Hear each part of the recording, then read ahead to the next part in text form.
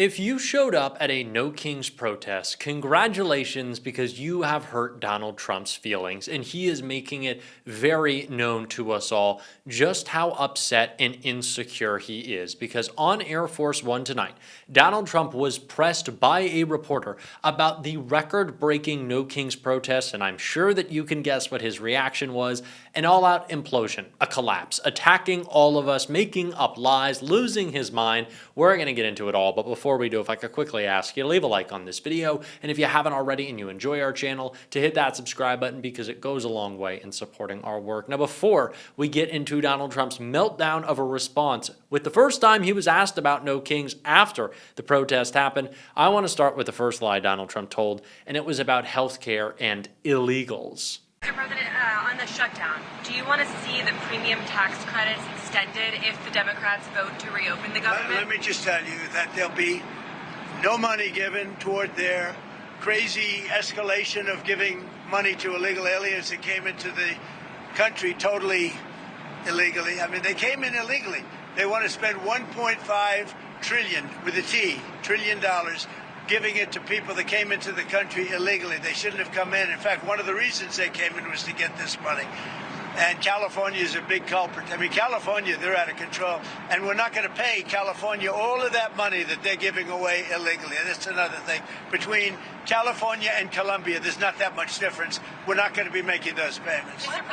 I am going to repeat this every time I get the opportunity. Undocumented people in this country pay about $100 billion in taxes every single year. And it goes mostly towards payroll taxes. So we're talking Social Security, Medicare, and unemployment programs they can't access. Do you know who doesn't pay their taxes? Jeff Bezos, Elon Musk, Mark Zuckerberg, and especially not fucking Donald Trump. So do not sell me on this lie that undocumented people who love this country certainly more than Donald Trump and your average Republican are stealing from us when they aren't getting health care. It is a ridiculous notion, but are actually contributing to subsidize our health care. So Donald, shut up with that lie, first of all. But then we got a bit of a pivot, because Donald Trump, feeling weak in this moment around the shutdown, wanted to start talking about, in the wake of No Kings, how he actually can be a king if he wants. Now, this wasn't the question he was asked. He just decided to spout off. So before we get into his actual No Kings meltdown,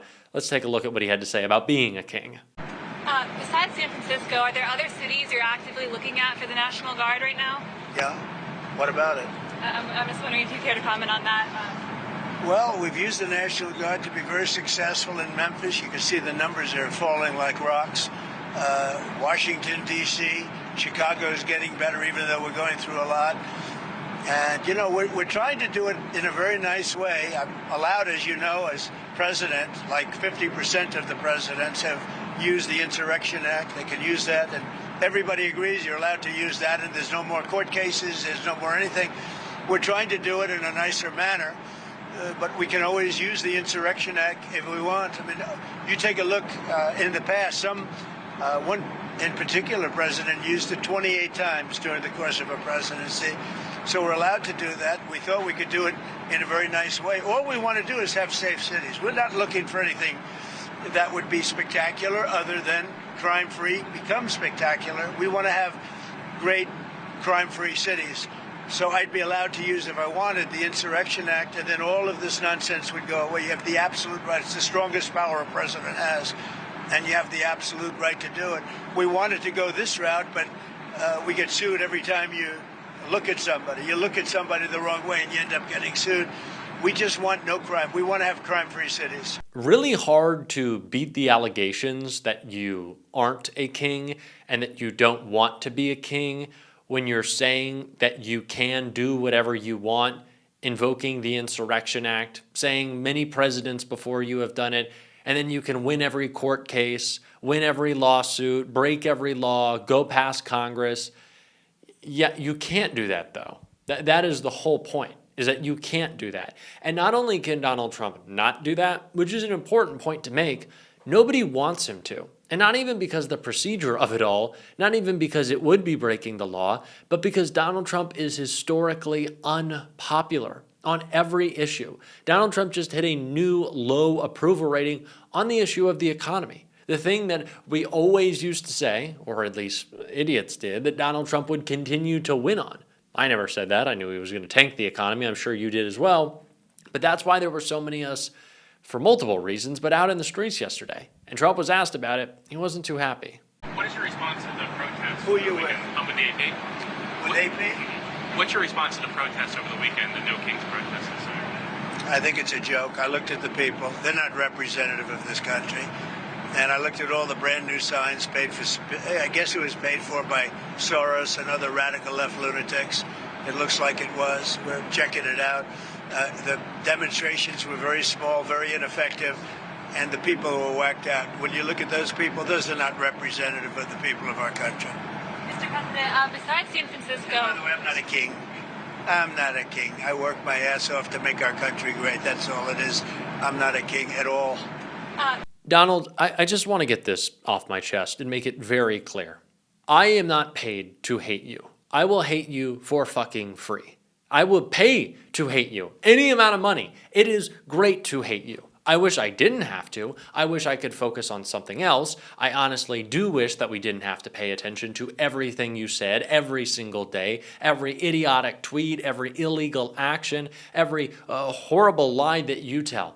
I wish we did not have to listen to it. But unfortunately, that is the situation, and so I do deeply hate you, and I don't need some imaginary George Soros bucks to make that the case. Donald Trump wants us to believe that these 7 million people, you and I, who are out at No Kings, had some ulterior motive. But you know what the truth is? We love this country. We actually care about this country. We love democracy, and we want to further democratize our country. No Kings wasn't just about one man. It's not just about Donald Trump. I wanted us to listen again and again to the words of Bernie Sanders, saying that this is not about one man. Donald Trump is a symptom of this larger problem, that No King's Day is just as much about the oligarchs around the king, about the Bezos, about the Zuck, about the Elon Musk, Larry Ellison, these people stealing from us to hoard what makes America great. That's what they want to do. They want to hoard the wealth that this country has built. They want to prevent entrepreneurship if it messes with their monopoly. They want to stifle dissent of the dear leader so he continues to give them tax cuts, continues to allow them to abuse the rights of their workers. That is what Donald Trump wants. And so it's not just about him. It is about everyone who allows this regime to go forward with its authoritarian project, and the authoritarians that it also supports in doing so. And that is why Donald Trump was asked about his praise and shift back towards Putin in a meeting with President Zelensky. Yeah, Friday you said you had a cordial meeting with President Zelensky. During that meeting, did you tell him he needed to cede all of the Donbass region to Russia? No, we never discussed it. We think that what they should do is just stop at the lines where they are, the battle lines. You have a battle line right now. The rest is very tough to negotiate. If you're going to say, you take this, we take that, there's so many different permutations. So what I say is they should stop right now at the battle lines. Go home, stop killing people, and be done. What do you think should happen with the Donbass region then? Let it be cut the way it is. It's cut up right now. I think 78% of the land is already taken by Russia. You leave it the way it is right now. They can negotiate something later on down the line. But I said, cut and stop at the battle line, go home, stop fighting, stop killing people.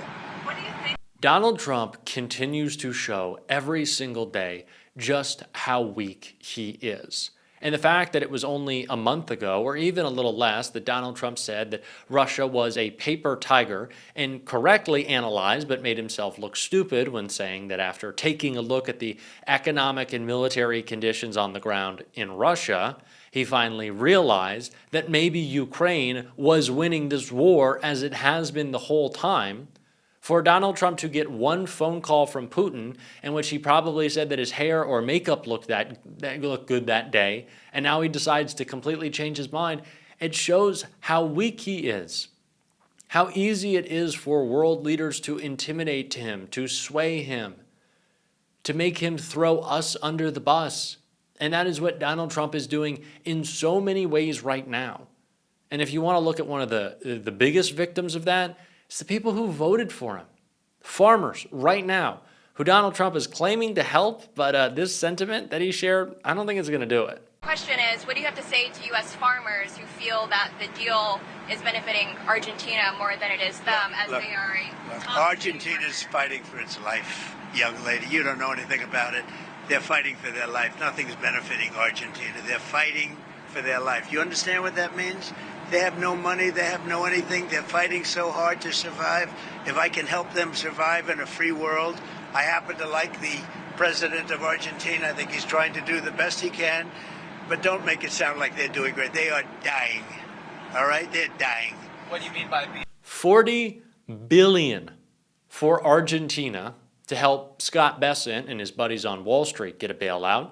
Billions more to Israel as they continue their genocide. And what do the farmers get? They get screwed. They get no one buying their crops, especially those soybeans. I'd also like to point out the fact that Donald Trump's 2019 trade war, we already did this, hurt soybean production in the United States. China stopped buying them. They moved a lot of the production to Argentina, who Donald Trump is bailing out right now. Like we saw this coming. Kamala Harris warned you guys of this. But no, Donald Trump is focused on everyone else. It's not very America first, especially, again, when you're talking about his supposed ceasefire with our ally. Not sure about that. But no, Donald Trump was asked about Israel's latest strike on Gaza, and he had this to say. Do you feel that Israel was justified with striking when it did? Striking where? In Gaza today and overnight? I'd have to get back to you on that.